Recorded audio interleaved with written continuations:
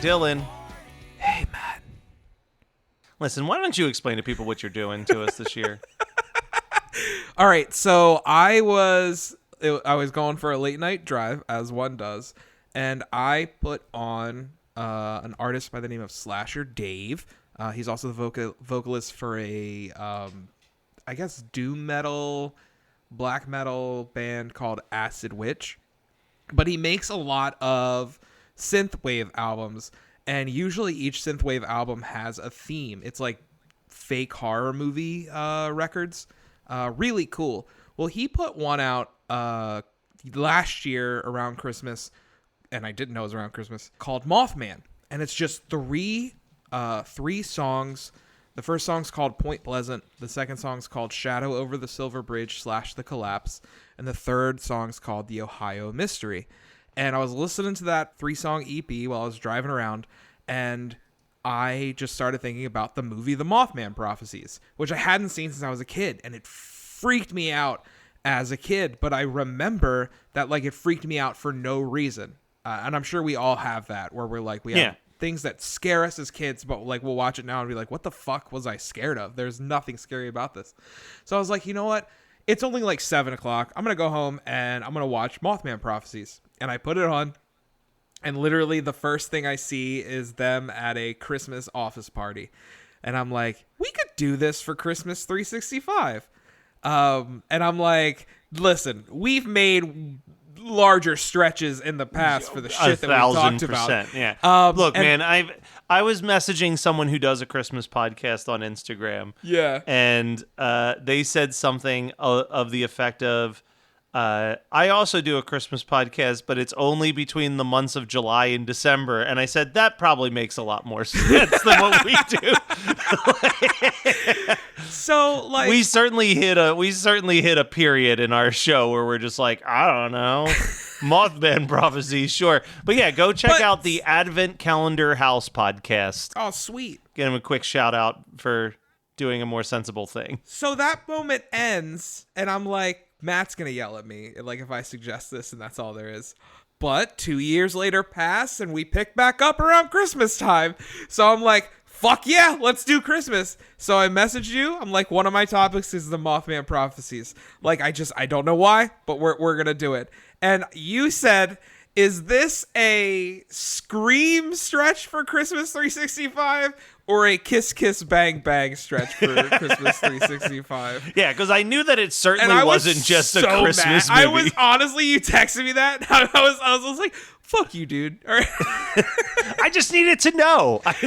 I think it is very because if you were going to be like, it was released in December, so that's what we're going to talk about. I was going to be like, dude, we can't do that anymore. No. I let you do that one time. Yeah. Plus, I had a lot to say about. I don't have a lot to say about the Mothman Prophecies, but yeah, I would argue that as much as, like, we want to call a lot of the movies we talk about on here Christmas movies, to me, this is as much as a Christmas movie as fucking Peppermint is. Yeah, no, 100%. But I will tell you, mid-movie, I was like, I swear to God, if we're watching this just because of that fucking party scene. And then, like, I saw the lighting of the Christmas tree and stuff, and I'm like, all right, yeah, this works. This it definitely passes. Leans more in the very beginning. But yeah, it comes back. Give me your thoughts on the Mothman Prophecies. So I had never seen this before. I remember the advertisements for it. And then I remember hearing a mix of things. I remember basically the reviews, and it even says on the Wikipedia the reviews were mixed. But I'm talking about the reviews of the students at Sun Valley High School the weekend after Mothman Prophecies came out, which was a combination of either that was the scariest shit I've ever seen, like I had trouble sleeping the next night, I swore I saw shit in the shadows, or people being like, it was dumb as hell and nothing happened, which... I mean, I fall into neither one of those categories, but I definitely disagree with the nothing happened. Yeah, some shit went down. I mean, and listen, guys, we're going to be spoiling the shit out of a movie that came out in 2002. So I just want that out there. Yeah. An entire bridge collapses and 36 people die. A plane crashes and 99 people die. Some shit goes down in this. Yeah, there's movie. an earthquake in Ecuador. Like, bad things happen. Yeah. My thing is, like, I think when people say that, when people say nothing happens, What they actually mean is that they wanted to watch a creature feature movie where there was a big ass scary Mothman creature that shows up. And like in that sense, yeah, you don't really get it out of like a couple quick shots and moments. You don't have this like full scale Mothman creature just like fucking walking around and palling around with Richard Gere throughout the later half of the movie or anything. But like if I remember correctly, and again, I'm sure we have specific listeners who will reach out to us and correct us where we are wrong when it comes to the cryptid of the Mothman. That's not the point of the Mothman. Like, I don't think he's not a creature feature. Yeah. Like, he's more of like, hey, some shit's gonna happen. And I just also happen to be a giant fucking moth. Hey, just a heads up. Here's some prediction. He's just a psychic big ass moth. Like, that's it. So the thing is, and this is the one thing I do remember. I had to like look this up. Yeah. So this is the synopsis of the book from 1975, and not like a plot breakdown, but it says the book relates to John Keel's. They changed his last name to Klein for the movie. John Keel's accounts of his investigation into confirming sightings of a large winged creature called Mothman in the vicinity of Point Pleasant, West Virginia during 1966 and 1967. It combines these accounts with his theories about UFOs and various supernatural phenomena, ultimately connecting them to the collapse of the Silver Bridge across Ohio River on December 15th, 1967. Official investigations in 1971 determined the cause was from a stress cracking in the eye bar of the suspension chain. Keel harshly rejects the theory that UFOs are of an extraterrestrial origin, instead proposing an ultra-terrestrial theory that Mothman, UFOs, and other unexplained phenomena are hallucinations caused by psychotic intelligence. It's kind of like a book that's like more skeptic than anything. And I love that they changed the date of when that bridge collapsed, because it's definitely in the movie Christmas Day. Yeah. Or Christmas Eve, and she's like, come home. Come fuck me. Stop whining about your dead wife and come get in this puss. That's the clip. Somebody clip that. I don't know, man. My favorite version of the I think I'm now leaning with the college students. Like, it's not that nothing happened, but I'm like, my favorite version of the Mothman is this big ass moth with like this big ass humanoid moth that's walking around that I see, and it just creeps the shit out of me. Yeah. And I think that's what people wanted out of this movie, and that's not what this movie was. We want scary shit sometimes. Yeah. And like this is fun. You know what? I will say this. It is good at like having a creepy vibe throughout Very much it. so. But like this, and I saw on Wikipedia that other people have already compared it to this, but I'm going to still stand by it. Okay. I would much rather the Mothman Prophecies be a 45-minute episode of the X-Files than a 2-hour-long movie. Agreed. Like, there's just so much downtime in this movie. Yeah. I would say this is one of those movies, and I hate getting into this argument of thriller versus horror, and I feel like it was advertised more as a horror movie, but it's much more of a thriller.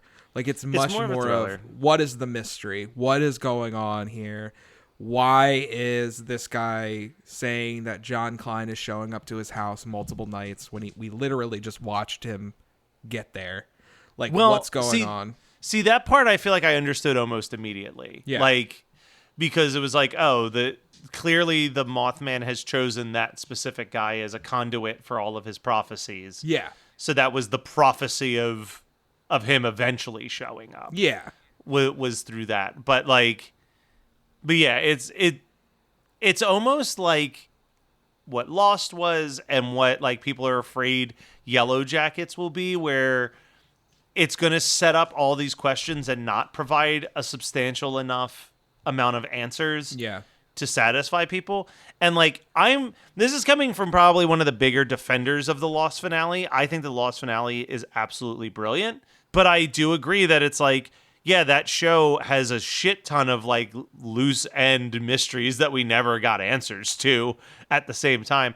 Mothman Prophecies definitely ties it together more, but I wouldn't say that it's a satisfactory tie it together. No, honestly, I feel like by the end felt very almost rushed in a sense, where it was felt like here's the bridge, it's collapsing, you're number 37, and the Mothman was never seen again. And I'm okay.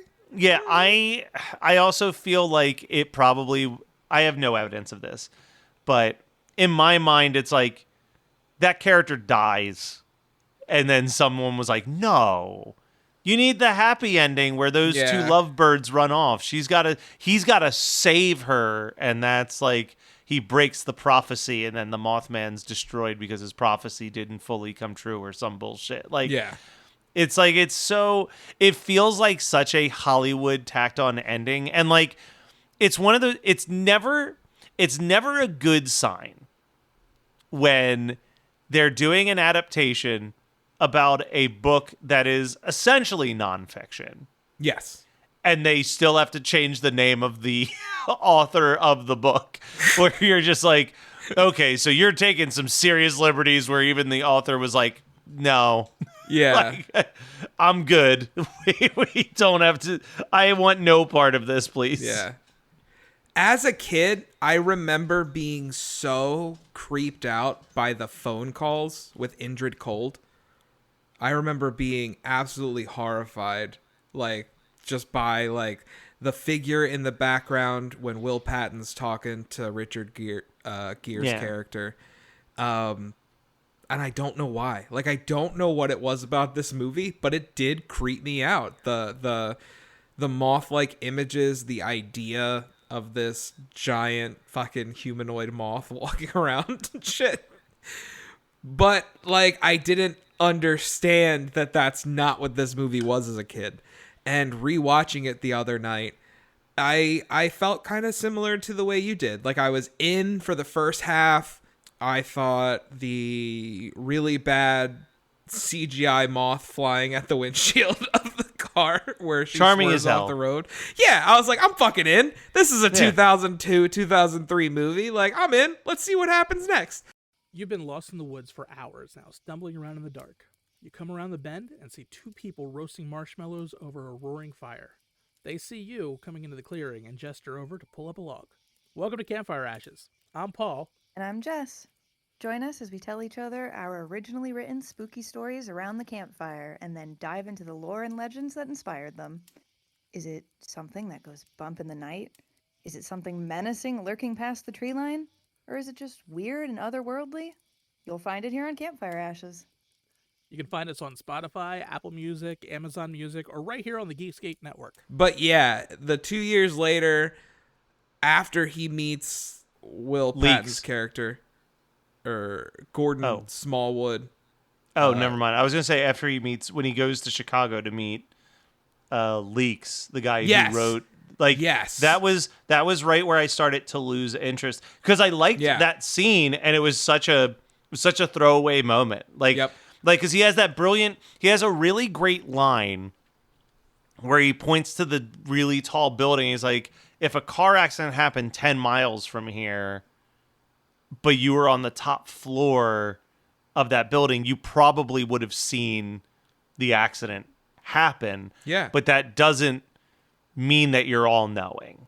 Yeah. And it was like implying, like, it's like, you think that this creature can like read your thoughts or whatever, but if it's just floating high up above everything and can see everything, then of course it knows everything. Like, like, it was like, I love that analogy that he made. And then honestly, I'd hate to say it, but once it gets back to Christmas time, the movie starts to really fucking fall flat on itself. Yeah. It's just, I hate to use this word, boring.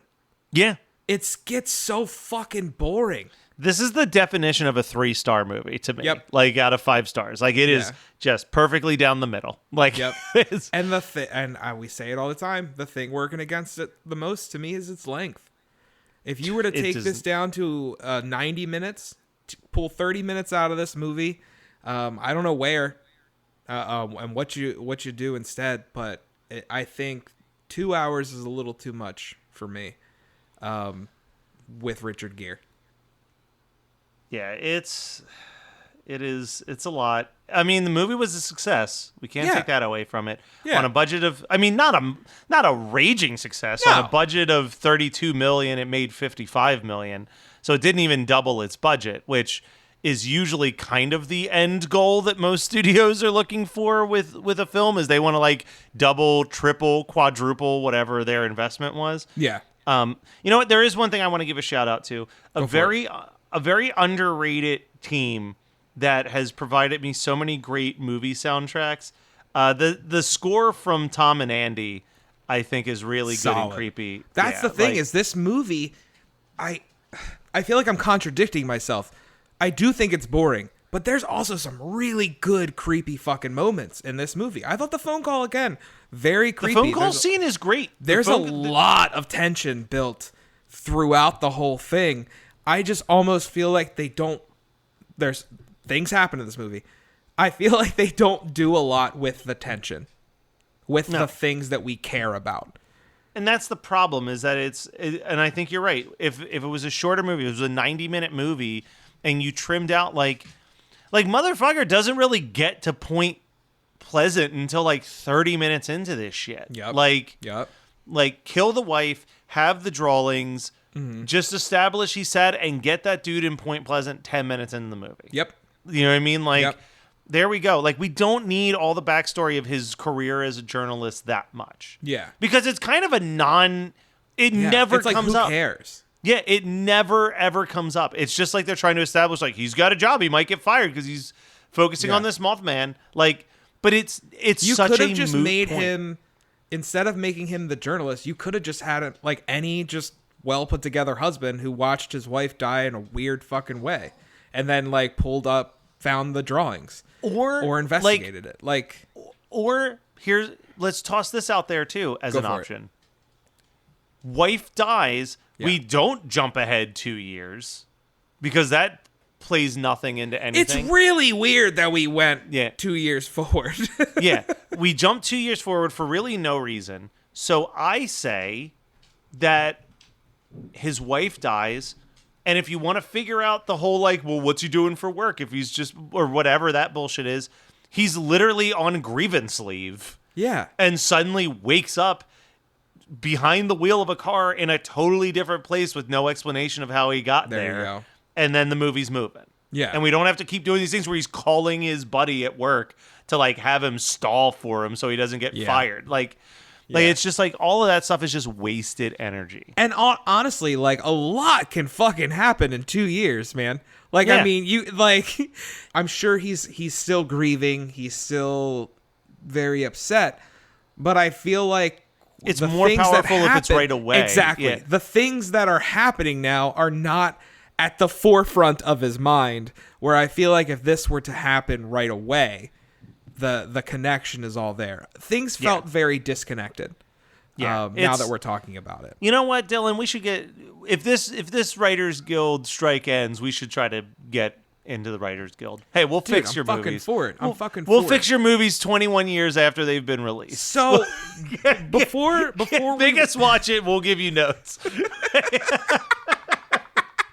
Listen, guys, we are really good at coming up with Christmas compilations. Yep. And we can write a better Mothman movie than you did. I'm just saying. What is your favorite cryptid? Before we wrap this up, if you had to pick one cryptid, what would it be? I mean, it's going to be lame for this answer. And I don't even know if this counts as a cryptid. Yeah. So if it's not, call me out on it. I'm a Nessie loving man, dude. Dude, Nessie's so dope. Like, I own way too many horror movies based around Loch Ness just because I've always like, I feel like with any type of cryptid, you're just like, look, I know that this isn't real. Yeah. But like, it'd be pretty cool if it was. Dude. Also, you got to give yourself more credit, man. Fucking Nessie is like, Nessie and Sasquatch are the two cryptids. I feel like they're so famous that I'm like, did they even count? Like, yeah. I'm gonna go with two. There's I'm gonna cheat a little bit. My number one cryptid is a Yeti. The Okay. Yeti, 100%. I think it's so, and it's the same reason my second one is my favorite as well. The idea that out in this vast area of nothingness lives this being, this like large, just could totally destroy things being, is fascinating to me, which is why my second, and this is where like I'm gonna pull the, I don't know if this counts, is anything in the water, like anything. And the idea of how deep our ocean goes and how undiscovered 90% of it is, like that's why like Lovecraft creeps me out. Like these like old god beings that we don't know exist. How vast nothingness that just these creatures can be there just freaks me out, man. I love just looking at the ocean. Let me ask you this question. Does Yeah. and I'm sure you're going to tell me the answer and I'm going to be like, "Oh, duh." But like, do you know what Maryland's official cryptid is? Fuck. Pennsylvania's is the lamest fucking one of all What's time. Pennsylvania's? While I'm trying to come up with Maryland's. Pennsylvania's is the squonk. The squonk. The squonk. Let me tell you about this squonk here. Legend holds that the creature's skin is ill-fitting and is Yeah. covered with warts, and because of it's ashamed of its appearance, it hides from plain sight and spends all of its time crying. Like, That is incredible. yeah, this is an artist rendering of what a squonk looks like, I guess. I love It's like it. just kind of a. I was like, let me zoom in so you can see this sad crying face that they put on it. But That is a very sad one. But I mean, I guess you guys could maybe claim the Jersey Devil. I mean, no, that's Jersey's. That's Jersey's. I know, we're but stuck. you're We're close stuck enough. with the squonk. I'm looking. What's Maryland's cryptid? I just looked it up and I've never heard of this thing. Well, tell me about it. I told you about the squonk. I've never the Snallygaster. So the Snallygaster is a reptile chimera originating in the superstitions of early German immigrants. This thing is wild looking. He kind of looks like a tiny dragon. Yeah, I see it. I'm looking at the picture. Frederick County. Isn't that where like the Camp Nightmare dudes are from? Yeah. That's on the other side of the old Bay Bridge. Oh, so you don't have to worry about them where you're at. No, this is the one that I've heard of. The Goat Man. The Goat Man Yes. is the one that I had heard of. Because I know like Ohio also has like the Frogman. Yeah, when Like you they were have like, Mothman and Frogman. do you know Maryland's cryptid? I was like, I feel like I do, and it's the Goat Man. We also have, and this is so funny to me. They're just like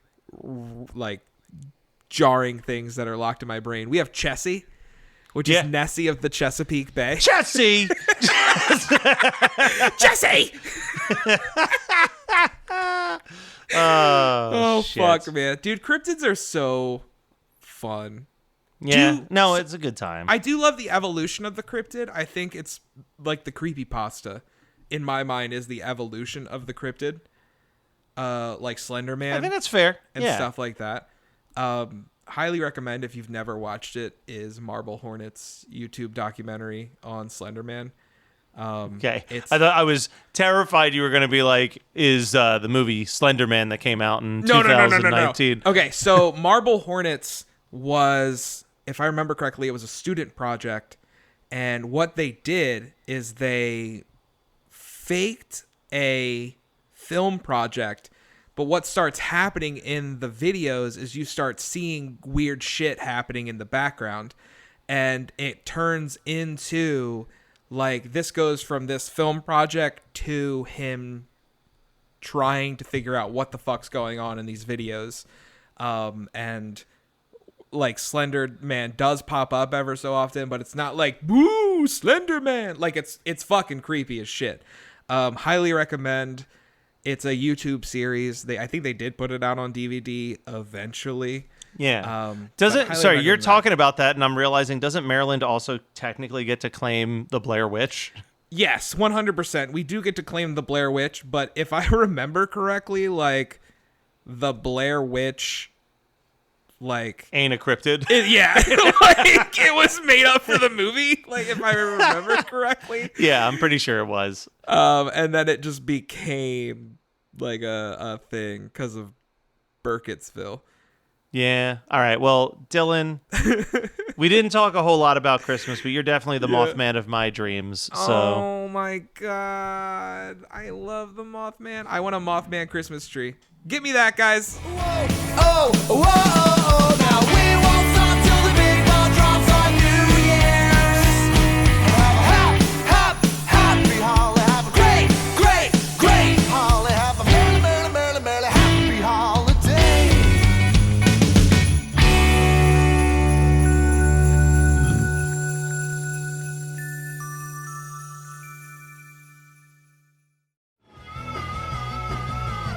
You're listening to the Geekscape Network.